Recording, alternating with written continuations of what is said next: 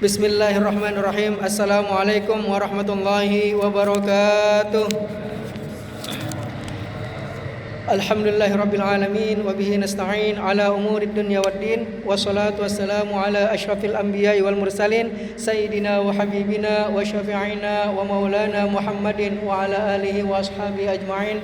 Allahumma shalli wa sallim wa barik ala sayyidina Muhammadin al-fatihi lima uliq wal khatimi lima sabaq wan nasiril haqqi bil haqqi wal hadi ila shiratikal mustaqim sallallahu alaihi wa alihi wa ashabihi haqqa qadrihi wa miqdaril azim. Amma ba'du. Bapak Ibu jamaah yang dirahmati Allah Subhanahu wa taala, kita lanjutkan pembahasan kita di dalam kitab Minhajul Abidin karangan Imam Ghazali. Pada malam ini kita akan lanjutkan pembahasan kita masih di halaman 24 baris ke-15 dari bawah. Halaman 24 baris ke-15 dari bawah. Sebagaimana yang telah kita sampaikan pada pertemuan yang lalu, bahwasanya iblis itu ngebisikin biar supaya kita enggak beramal soleh. Kalaupun beramal soleh disuruh buru-buru, kalaupun disuruh ketika kita enggak buru-buru, kita digodain biar supaya enggak khusyuk dan lain sebagainya. Nah, dari sekian banyak langkah-langkah yang mana iblis enggak ridho, enggak suka kalau misalnya kita sebagai ibnu Adam ini mendekatkan diri pada Allah Subhanahu wa taala, maka ada beberapa cara yang ditempuh iblis. Yang terakhir kemarin di sana kita disuruh riya. Maka dalam hal ini pengarang kitab Syekh Imam Ghazali, yang mana ini adalah kitab terakhir yang dikarang, yang ditulis beliau sebelum beliau wafat. Jadi sebelumnya banyak kitab-kitab seperti kitab Imam Ihya Ulumuddin yang sekian banyak jilidnya gitu kan, dan juga kitab-kitab yang lain, dan ini adalah kitab yang terakhir yang dikarang beliau sebelum beliau wafat. Maka biasanya kalau penulis itu kita bisa melihat kualitas tulisannya itu adalah hasil karya terakhirnya. Kalau misalnya sang pengarang cerita, sutradara, kita lihat aja film terakhir yang dia buat itu adalah kualitasnya. Buku yang dia buat terakhir itu adalah kualitas yang terbaik, gitu. Lagu yang dia buat adalah lagu yang terakhir dia buat. Yang paling bagus yang terakhir dia buat. Kenapa? Karena mungkin pada buku-buku pertama dari bahasa masih agak kaku. Karena kalau misalnya biasa mahasiswa gitu kan, penulis itu nulisnya kan harus ngarang-ngarang dulu. Sama kayak dulu kita waktu di SD disuruh mengarang pelajaran bahasa Indonesia. Pelajaran mengarang. Mari kita mengarang dengan judul Jalan-jalan ke Puncak. Nah, itu kan karangan kita kan. Semakin lama kita asah karangan kita, itu dari tata bahasanya lebih bagus. Nah, terus juga isinya itu biasanya lebih ngena. Karena potensi menulis kita lebih baik. Potensi pemikiran kita lebih baik. Potensi argumen dan lain sebagainya itu bisa lebih baik lagi. Nah, maka dilihat dari buku terakhirnya biasanya. Kalau misalnya kita baca koran, ada judul opini, ada hikmah gitu kan, dan lain sebagainya. Itu kan pastinya mereka tiap hari menulis. Pastinya mereka mencari bahan dan lain sebagainya. Itu biasanya kalau kita baca, semakin hari sang penulis ini dari tata bahasanya, kualitas dan lain sebagainya itu bisa lebih bagus. Karena apa? Karena senantiasa terasa. Maka di dalam kitab ini adalah kitab karangan Imam Ghazali yang terakhir. Maka dari bahasanya ya mengena banget, apalagi isinya. Maka di dalam tradisi NU, kitab Minhajul Abidin ini senantiasa dipelajari di pesantren-pesantren. Bahkan kalau lagi musim Ramadan itu ada hataman kitab Minhajul Abidin. Sebulan harus hatam dari awal sampai akhir. Ada program-program menghatamkan kitab kuning gitu. Sebulan hatam 3 kitab dan lain sebagainya. Jamaah yang dirahmati Allah Subhanahu wa taala, kita lanjutkan di sini. Yang terakhir di sini sang penulis menyuruh atau menyampaikan kepada kita, kalau iblis datang membisikkan kita untuk menyendiri biar supaya amal soleh kita ini nggak dilihat orang, kan gitu. Biar supaya kita jauh dari riya. Emang dilihat dari bahasanya bagus gitu. Akan tetapi ini menyesatkan. Dalam artian, kalaulah kita beribadah yang memang perlu dilihat orang, ya dilihat nggak apa-apa. Bukan berarti kita ingin riya dan lain sebagainya gitu. Nah, maka yang kemarin dikatakan, wa in kuntu syaqiyan fa inna muhtajun ilaihi kai la alumu nafsi ala anna Allah ta'ala la yu'aqibuti ala ta'ati bi kulli halin wa la yadurruni alaika. Jadi kalaulah memang amal saya ini,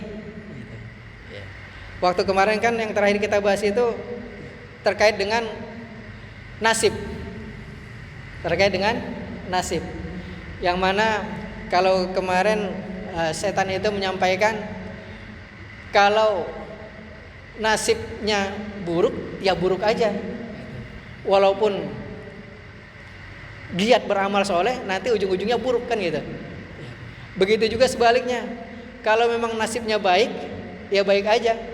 Walaupun sebelumnya itu blangsak gitu kan, mencuri, menipu dan lain sebagainya, nanti ujung-ujungnya baik juga, kan gitu. Maka di sini dikatakan halaman 24 baris ke-15 dari bawah, inni in udkhiltun nara wa ana muti'un. Inni in udkhiltun nara wa ana muti'un. Sesungguhnya saya, jika saya dimasukkan ke dalam neraka, padahal saya ini adalah hamba yang taat. Muti'un artinya hamba yang taat. Ahabbu ilayya min an udkhilaha wa ana asin. Ahabbu ilayya min an udkhilaha wa ana asin. Maka hal itu lebih baik, lebih aku sukai daripada aku dimasukkan ke neraka sementara aku sebagai orang yang durhaka. Jadi bahasanya tuh, kalaulah emang nasib saya ini masuk ke neraka, nggak apa-apa saya beribadah, nggak apa-apa saya tadarus, nggak apa-apa saya berjamaah, nggak apa-apa, nggak apa-apa saya masuk ke neraka. Yang penting saya udah beribadah. Ini lebih baik, lebih pantas, lebih aku sukai dibandingkan saya masuk neraka. Emang benar-benar saya ini blangsak gitu bahasanya. Emang benar-benar saya ini durhaka. Jadi kan beda. Kalau kemarin kan kita ditakut-takutin. Udah kalau nasibnya masuk neraka, ya neraka aja. Gak usah jamaah ke masjid, gak usah puasa. Orang takdirnya di Lauhil Mahfuz masuk neraka, kan gitu. Lain lagi kalau misalnya orang ditakdirkan masuk surga, walaupun dari kecil dia itu nakal, badung, tawuran dan lain sebagainya, tapi kalau misalnya memang di Lauhil Mahfuz kodok dan kodarnya ini dia ini masuk surga, nanti ujung-ujungnya pasti taubat, pasti akan masuk surga. Kan gitu. Bahasanya benar nggak? Ya. Ini adalah pengecohan. Ya. Dikecoh kita sama setan. Ya. Jadi seolah-olah ya, hasil usaha kita ini nggak berpengaruh. Kita beribadah, qiyamul lail, kita puasa Senin Kamis, kita berjamaah tiap waktu, ini nggak berpengaruh, nggak berefek. Kenapa? Karena yang jadi patokannya adalah takdir, kan gitu. Kalau takdirnya baik ya baik, kalau takdirnya buruk ya buruk. Gitu. Nah, akan tapi jamaah yang dirahmati Allah Subhanahu Wa Taala, di sini dikatakan oleh Imam Ghazali, ya, inni in udkhiltun nara wa ana muti'un ahabbu ilayya min an udkhilaha wa ana asin. Sesungguhnya jika aku dimasukkan ke dalam neraka padahal aku sebagai orang yang taat beribadah, lebih aku sukai, lebih aku lebih aku ridho, lebih aku cintai dibandingkan aku dimasukkan ke dalam neraka sementara aku sebagai orang yang durhaka. Paham ya di sini ya? Ya. Jadi apapun nanti endingnya, yang penting kita ikhtiar dulu. Ya. Innallaha la yughayyiru ma biqaumin hatta yughayyiru ma bi anfusihim. Sesungguhnya Allah tidak merubah nasib suatu kaum sehingga ya, kaum itu sendiri yang dapat merubahnya. Ya. Gitu.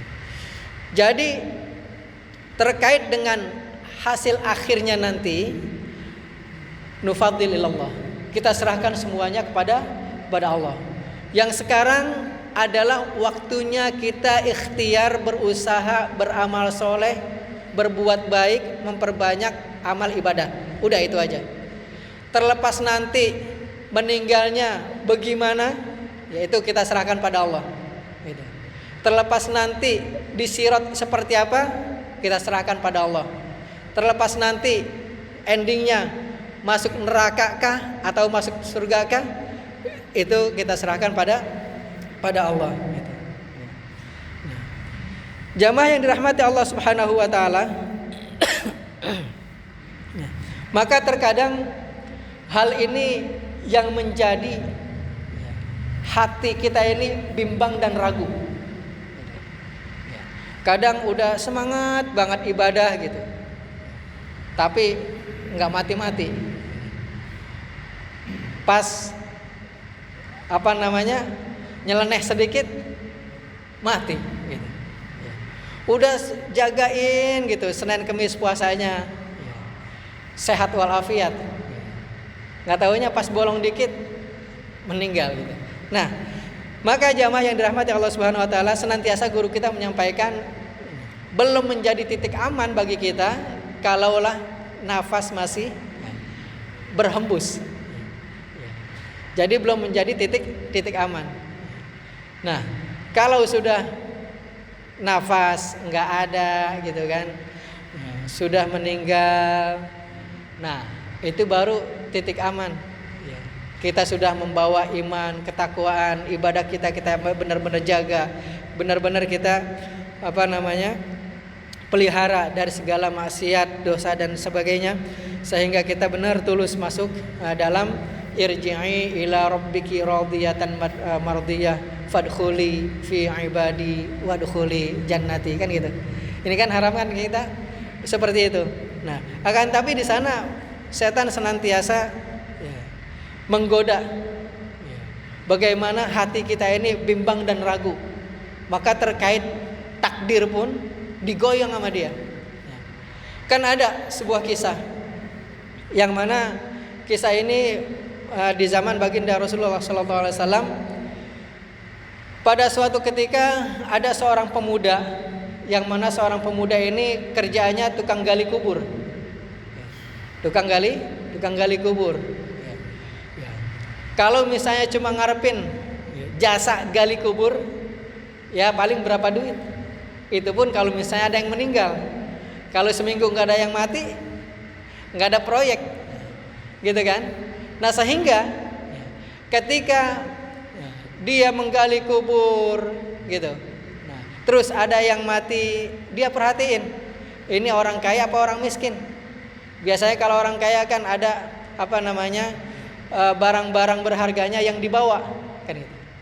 Kalau misalnya Cina kan kayak gitu. Nah, dilihat lagi kain kafannya kualitas bagus apa enggak gitu.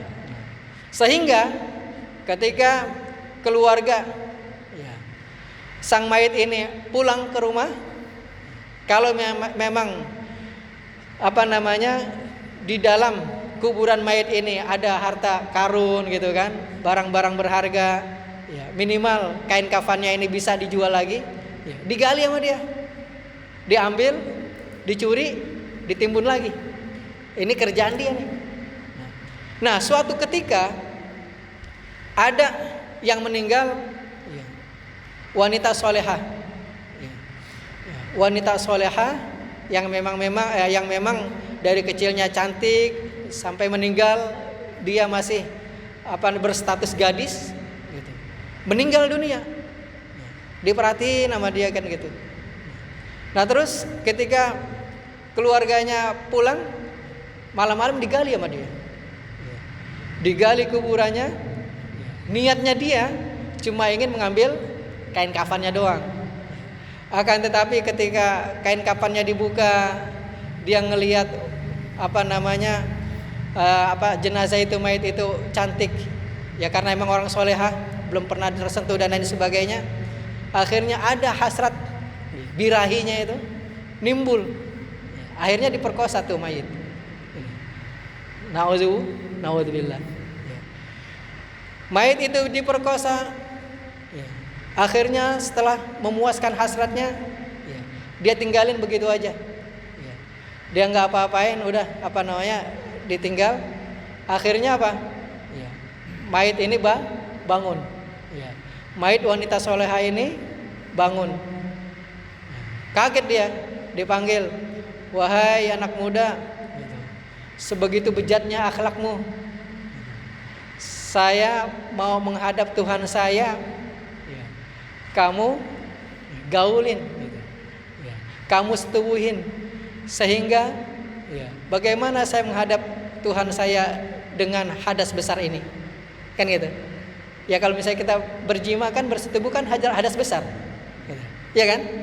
Nah ketika biasanya mayit dimandiin itu kan biar supaya bersih, suci, diwuduin, sehingga si mayit ini menghadap Allah dalam keadaan suci.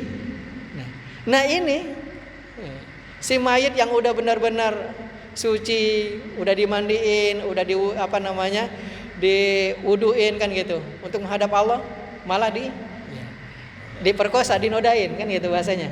Nah, sehingga si mayit ini bilang kayak gitu, saya pengen menghadap Tuhan saya, bagaimana saya bisa menghadap Tuhan saya kalau saya dalam keadaan hadas besar seperti ini gitu. Celaka kamu wahai anak muda gitu.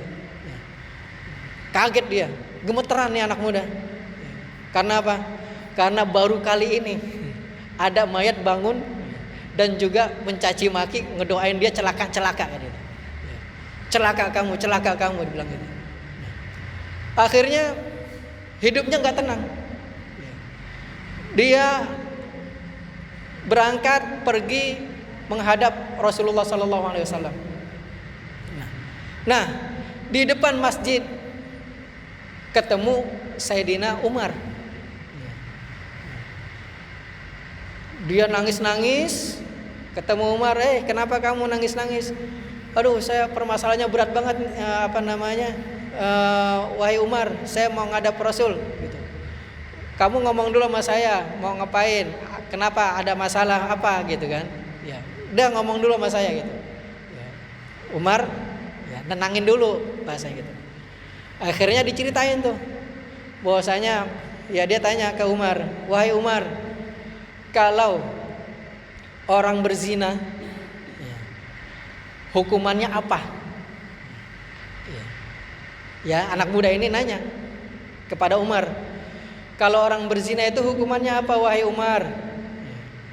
Umar menjawab, kalau orang berzina, jika dia itu masih lajang, belum nikah, masih perjaka lah atau perawan, itu hukumannya dicambuk 100 kali, lalu diasingkan selama 1 tahun, diusir dulu ke kampung sebelah kan gitu.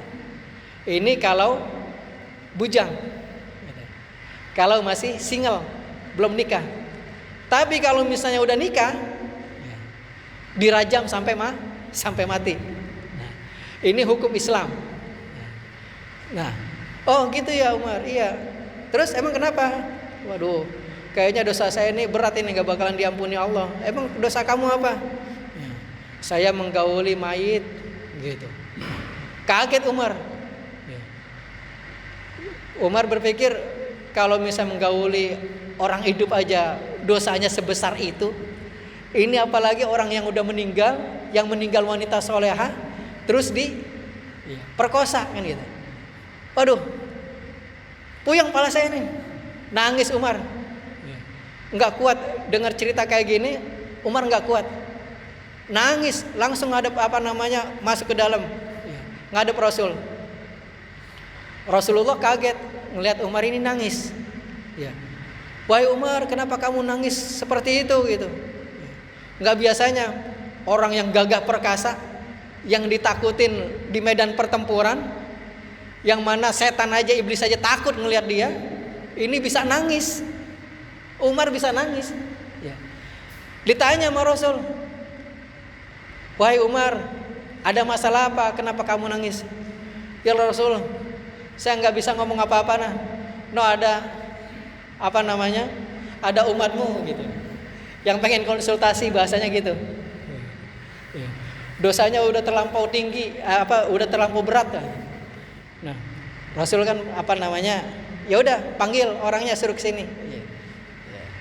Nah, ketika dipanggil, si anak muda ini masih malu-malu, takut juga, malu juga, gitu kan. Semua rasa udah ada di dalam hatinya nih.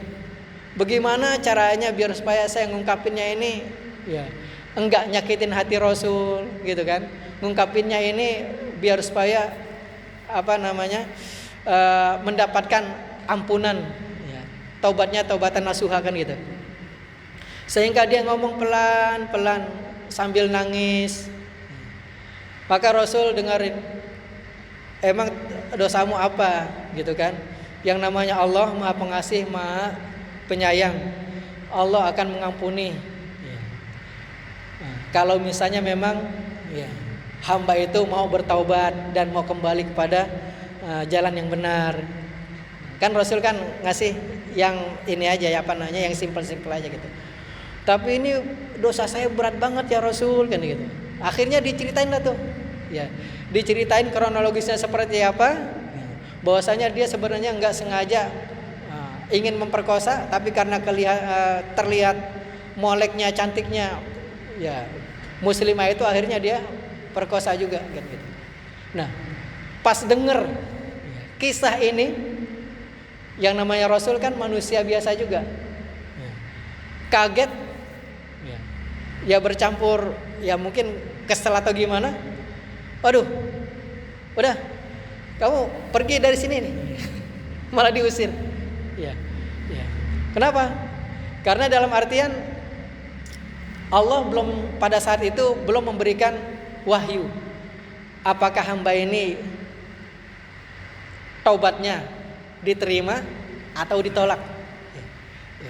Rasul dengar umatnya wanita solehah gitu kan, yang menjaga kesuciannya meninggal diperkosa, gimana kan gitu.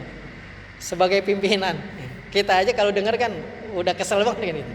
Nah, Rasulullah dengar kayak gitu, pergi kamu dari sini. Disuruh pergi, diusir dari masjid.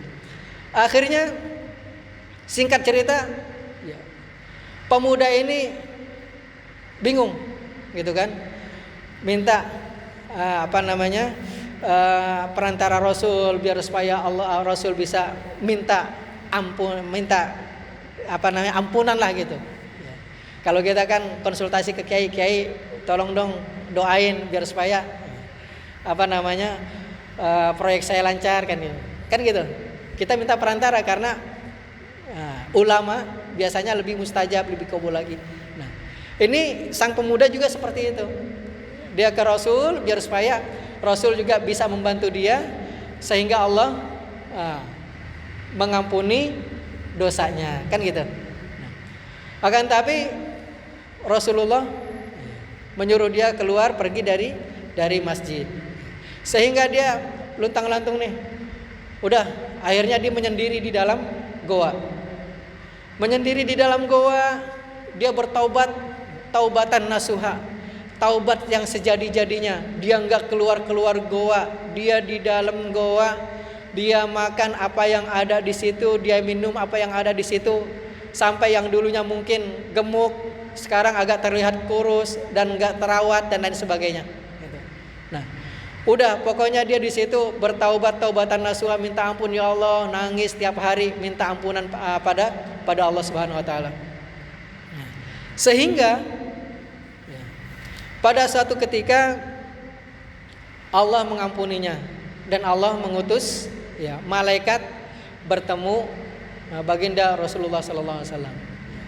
Jibril datang ketemu Nabi lalu dikatakan, wahai Nabi, siapakah yang dapat mengampuni hamba Allah, kan gitu kan. Bahasanya kan kayak gitu. Apakah kamu? Bukan, itu urusan Allah gitu. Apakah kamu bisa menentukan mana yang masuk neraka, mana yang masuk surga? Enggak, itu Allah, kan gitu kan. Istilahnya interogasinya seperti itulah. Bahasanya siapa yang lebih berhak taubat atau doa orang ini diterima atau tidak, kan. Nah, sehingga dari sana Rasul udah feeling nih, pasti masalah yang anak muda ini. Maka Jibril pun mengatakan, ada hamba Allah yang minta taubat dengan dosa besarnya, dan Allah telah mengampuninya. Ini kata Jibril.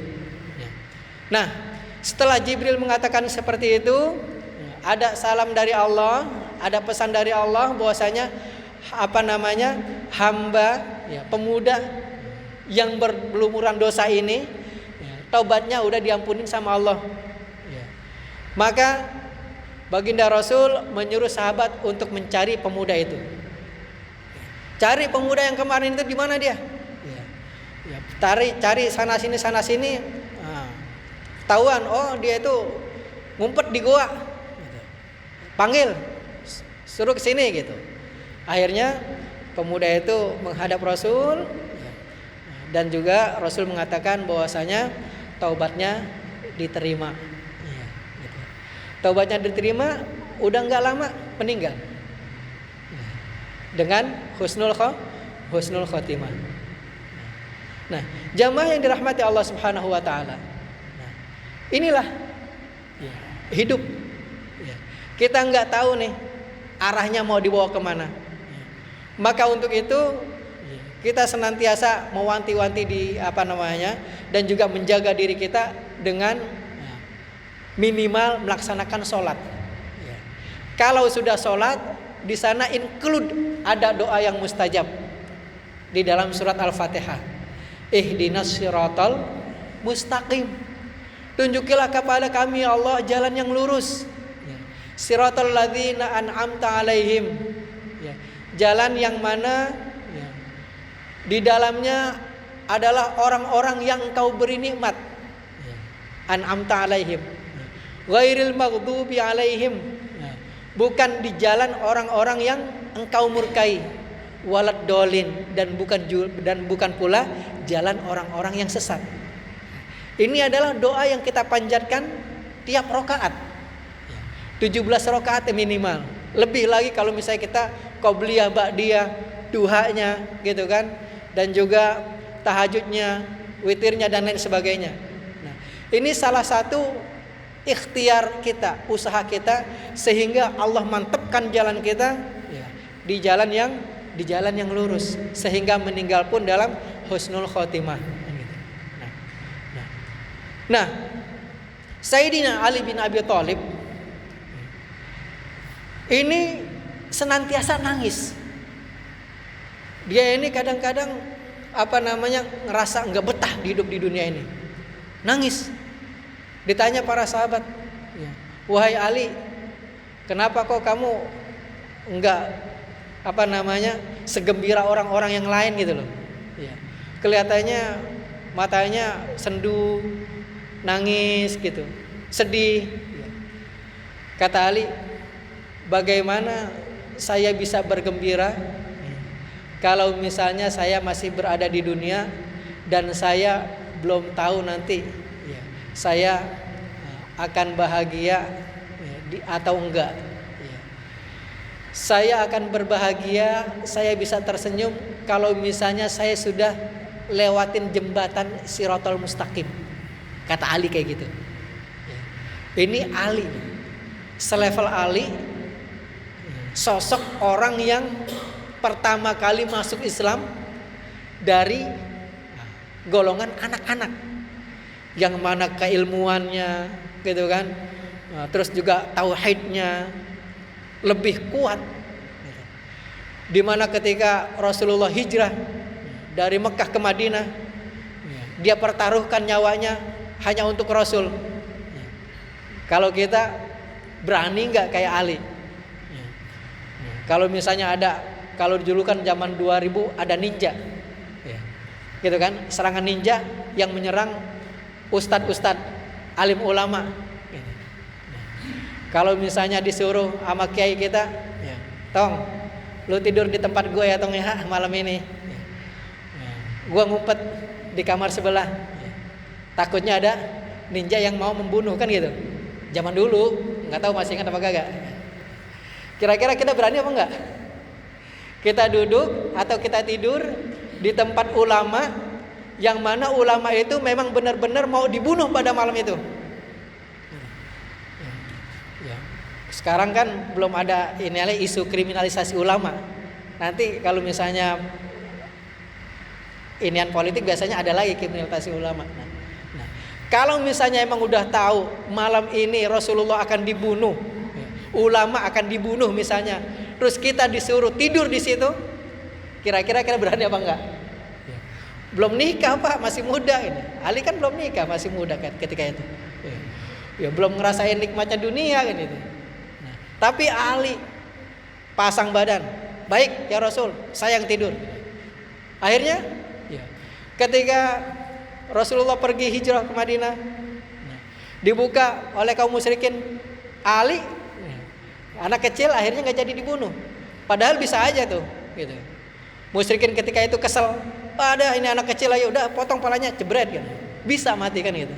Nah, tapi karena keyakinan, kekuatan dan juga akhlaknya Ali luar biasa seperti itu, dia berani mempertaruhkan nyawanya ketika Rasulullah hijrah ke Madinah. Nah, Ali yang sesosok, Sayyidina Ali yang sesosok itu masih takut, masih sedih ketika bagaimana nanti akhir hayatnya seperti apa, gitu kan? Jadi akhir hayat kan kita tahu bahwasanya Sayyidina Ali dibunuh oleh Muljam. Tapi memang kalau dari versi ulama mengatakan itulah kehebatan Sayyidina Ali. Jadi meninggalnya ini bukan di tangan kaum musyrikin, akan tetapi meninggalnya di tangan hafiz Quran. Ada sisi baiknya, gitu. Ada sisi positifnya, ada sisi negatifnya juga. Yang mana Ibnu Muljam ini kan hafiz Quran, sahabat Nabi juga. Yang mana biasanya level sahabat itu ya udah pasti masuk surga. Nah, Sayyidina Ali meninggal pada di tangan Ibnu Muljam kan seperti itu di dalam kisah. Nah, jamaah yang dirahmati Allah Subhanahu wa taala, disinilah bagaimana kita bisa menyikapi permasalahan yang ada di dalam hati kita. Jangan sampai kita terkecoh. Udahlah, kalau emang nasib saya gini, begini aja udah. Nggak usah bela-belain bangun tengah malam. Ya kalau misalnya levelnya surga kelas melati, ya kelas melati aja udah. Nggak usah pakai ngarep-ngarepin surga Firdaus yang berat. Ya, gitu kan? Nah, disinilah perlu ikhtiar dan kekuatan kita. Yang mana jamaah yang dirahmati Allah Subhanahu Wa Taala, pastinya di sana ada makom tingkatan-tingkatan. Nah, kalaulah orang mati, memang grand design-nya mati, meninggal. Akan tetapi matinya itu kan bermacam-macam. Ada yang meninggalnya dalam husnul khotimah, ada yang meninggalnya dalam su'ul khotimah. Ada yang meninggalnya karena sakit, karena kecelakaan, karena ini itu dan lain sebagainya, macam-macam. Maka ulama kita senantiasa mewiridkan pada kita apa yang kita wiridkan. Ya Latif, ya Latif, ya Latif. Ya, wahai yang maha lembut, ya, lembutkanlah nasib saya. Gitu. Kalau memang hari ini saya ditakdirkan jatuhnya jangan yang berat-berat. Ya. Kesandung aja udah jatuh. Gitu. Yang penting takdirnya memang jatuh. Tapi jatuh kan macam-macam. Ada yang jatuh karena kesandung, keselimpet hambal misalnya, jatuhnya pun empuk. Ada yang jatuh dari pohon nangka, ada yang jatuh dari pesawat. Ya. Tapi takdirnya apa? Jatuh. Gitu. Ya. Ada yang takdirnya itu misalnya jadi tukang cukur. Ya. Takdir kamu jadi tukang cukur. Ya. Gitu. Kalau misalnya udah dikasih tahu, wah takdir saya udah jadi tukang cukur, udah nggak usah lah sekolah jauh-jauh. Ya, udah SD aja, SD juga nggak usah lulus lah. Orang takdirnya udah jadi tukang cukur kan gitu. Lain halnya orang yang senantiasa ikhtiar dan berusaha. Gitu. Oh gitu. Nggak apa-apa lah tukang cukur juga, yang penting saya tetap menuntut ilmu. Akhirnya lulus SD, lulus SMP, lulus SMA, kuliah lagi, S1, keluar negeri lagi dan lain sebagainya. Akhirnya memang di dalam takdir dia nih benar-benar tukang cukur. Tapi yang nggak lulus SD, ya tukang cukurnya tukang cukur keliling, gitu kan, yang pakai sepeda, ya, mangkal, ya, cukur. 7.500 misalnya, 10.000, kan gitu zaman dulu. Sekarang mungkin 15.000. Nah, jamaah yang dirahmati Allah Subhanahu Wa Taala, insya Allah akan kita lanjutkan kembali pada pertemuan yang akan datang. Kita berdoa sama Allah, kita minta ampun pada Allah Subhanahu Wa Taala atas semua dosa-dosa kita. Semoga Allah mengampuninya. Allah memberikan ampunan kepada kita. Allah memberikan taufik pada kita.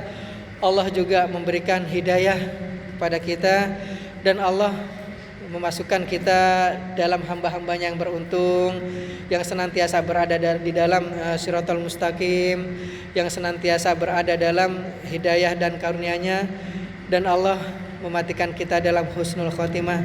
Dan kita doakan kedua orang tua kita, saudara-saudara kita, dan juga leluhur-leluhur kita yang telah meninggal. Semoga Allah memberikan tempat yang terbaik di sisinya, Jannatun Naim. Allah mengampuni mereka.